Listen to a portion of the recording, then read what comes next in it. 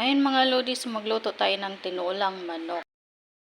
Ngayon mga lodi, magluto tayo ng tinulang manok, ulam ng tanghalian. So ayan, malalaking hiwa yan mga lodi. Kunti lang pala iluluto ko kasi kami lang apat.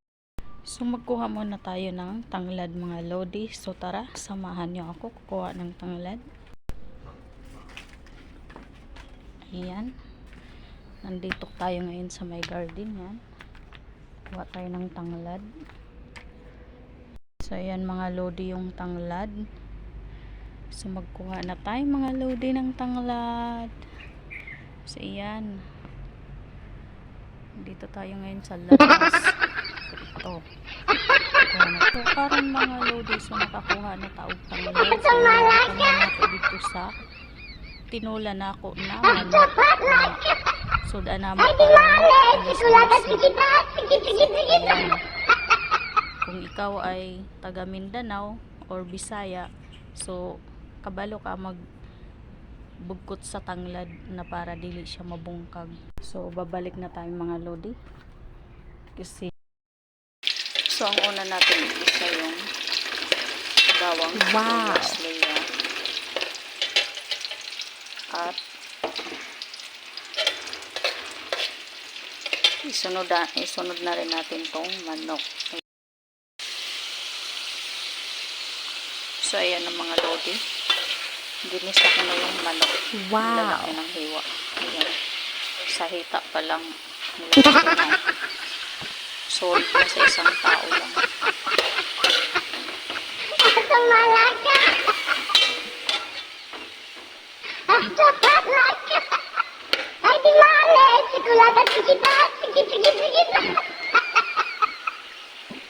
At may sinaing din tayo dito. Ngayon mga lodi, ilalagay ko na tong sayote. So ayan, kasama na rin tong tanglad. Sili.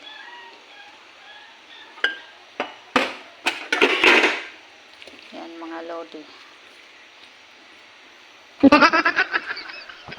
Yummy. Lalo na ngayon, makulimlim. Masarap ang sabaw. Pag medyo makulimlim, ulan-ulan. Ayan.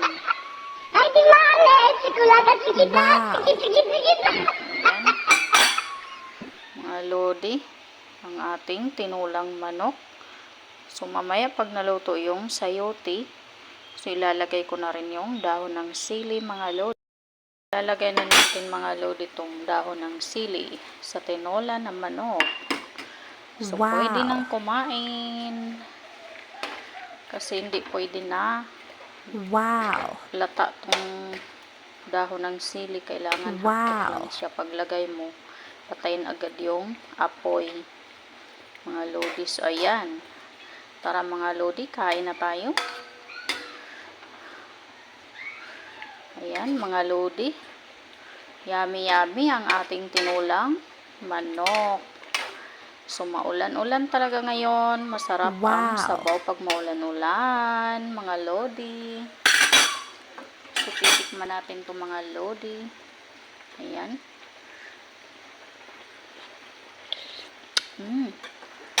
Yummy. So patayin na natin yung apoy.